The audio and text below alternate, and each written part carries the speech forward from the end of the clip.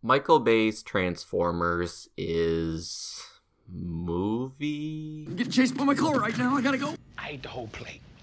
The whole plate. Are you username Ladiesman217? Bumblebee, stop lubricating the man. Left cheek! Left cheek! Left cheek! Left cheek! Left cheek!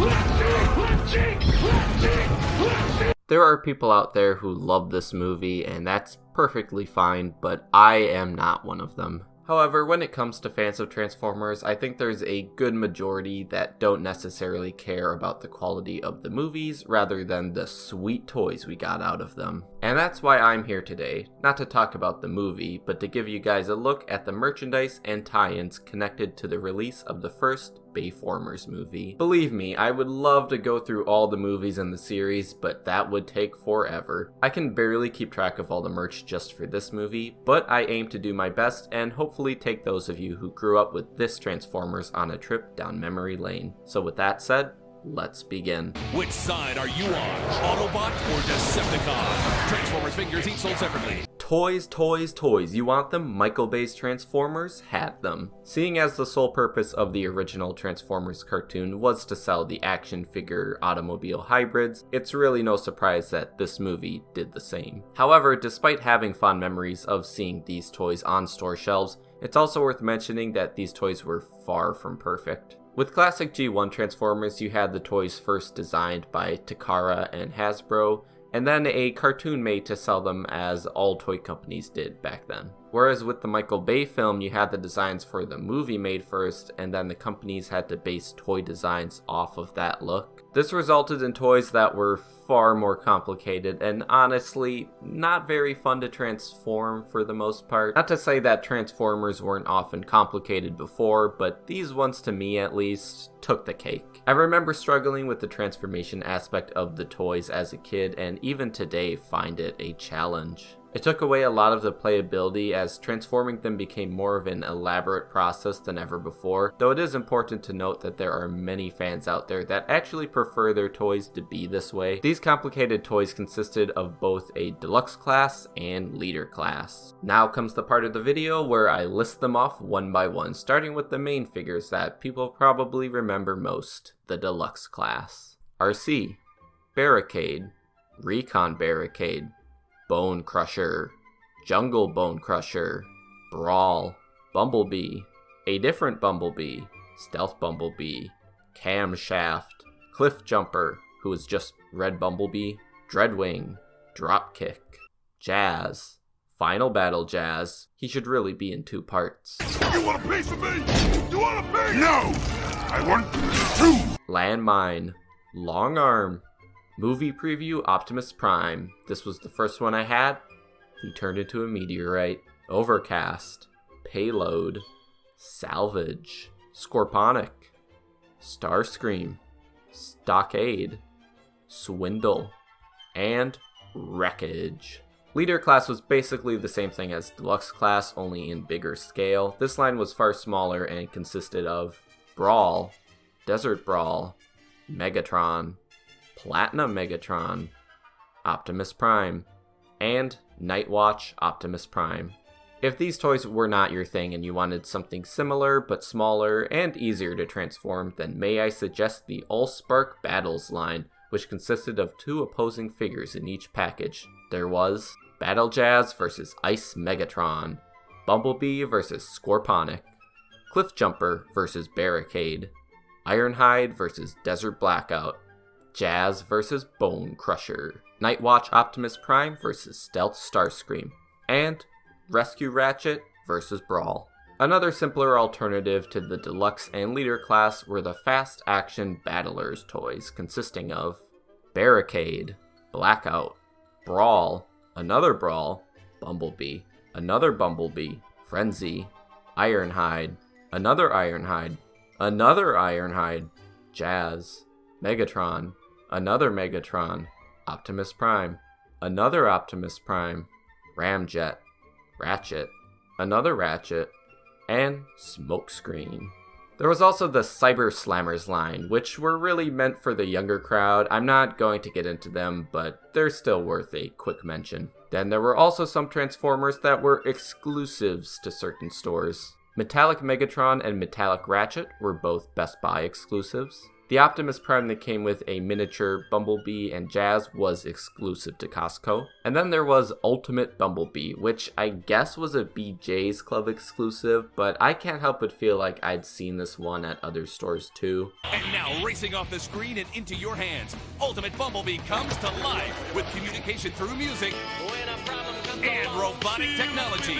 That will teach them to mess with an Autobot. Okay, but this guy was kind of awesome though.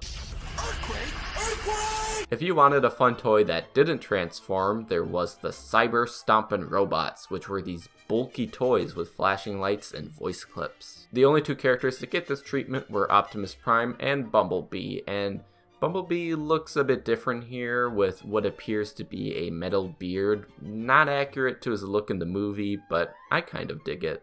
But if you were seeking out some less traditional toys, there were also the Transformers Arm Blasters, which were vehicles that transformed into Nerf-like guns. There was Battle Rig Blaster Optimus Prime, and Barrel Roll Blaster Starscream. And who could forget dear Optimash Prime? That about does it for most of the toys, but what about the toys at Burger King? Welcome to Burger King. Can I take your... Yeah, a Whopper. No cheese, no onions. Extra pickles sir, and this is side a of it. drive-thru. You need a vehicle? Fine.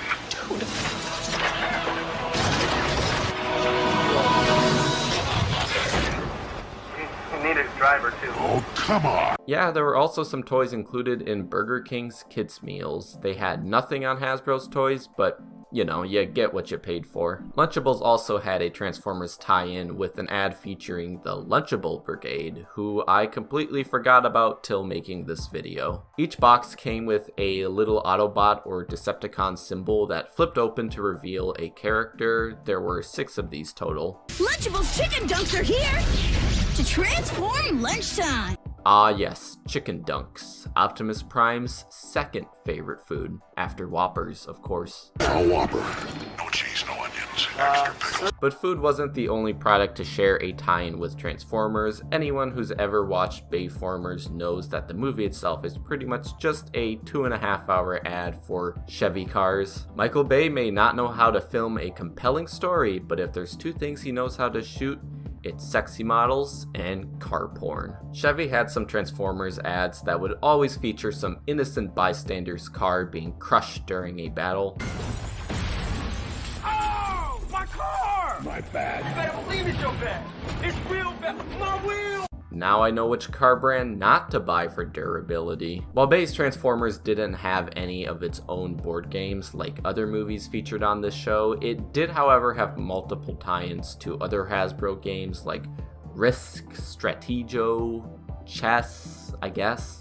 There was also a 3D battle card game, though the chance of someone buying these cards for any reason other than looking at the pictures was highly unlikely. I also remember a toy I used to have known as Transformers Robot Fighters. This was pretty much just a Transformer version of Rock'em Sock'em Robots. It's a face-off between good and evil. Heroic Autobot Optimus Prime is up against Megatron, the evil Decepticon. Only problem was that they didn't use a shared base, which made it difficult to refrain from lifting them while trying to fight your enemy.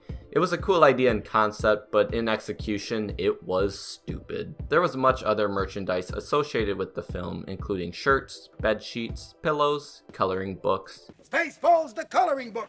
bath items, and a Transformers handheld game. Speaking of handheld games, there was also a Transformers movie game available on DS, PSP, Xbox 360, Wii, PC, PS2, and PS3. The DS version was actually split into 2 separate games, one for the Autobots and one for Decepticons. This business model was of course borrowed from master scam artist Game Freak. I have fond memories of the PS2 version of this game as it was actually one of my first games along with Spider-Man Friend or Foe and SingStar. Remember SingStar? I don't know what it is that makes me feel like this. I don't know who you are, but you must be some kind of superstar. It was developed by Traveler's Tales, most well known for their work on the LEGO games, except for the PSP version. That was developed by Savage Entertainment for some reason. The game is an open world third-person shooter in which you can choose to be an Autobot or a Decepticon. I never actually got far in the game as I was too busy running around, climbing buildings, and throwing giant donuts at cops. I didn't even have a memory card at the time, so there wasn't much point at trying to beat it. The game received mixed reviews. As far as I can tell, it wasn't a bad game, just kind of mediocre with lots of little inconveniences making it harder to enjoy. If you ask me, I really would like to see this type of open world Transformers game make a comeback. Maybe in a style closer to the original cartoon like Transformers Devastation or even War for Cybertron. Being able to switch from a car to a giant robot was a lot of fun, and I think that this is a game that probably would have worked a lot better had a different developer worked on it. So that brings this episode of Movie Merch to an end. I'm sure there's plenty of toys and other merchandise that I missed, but well, what are you gonna do? Thank you to everyone who watched, and I hope to be back again soon with another episode of Movie Merch. Goodbye.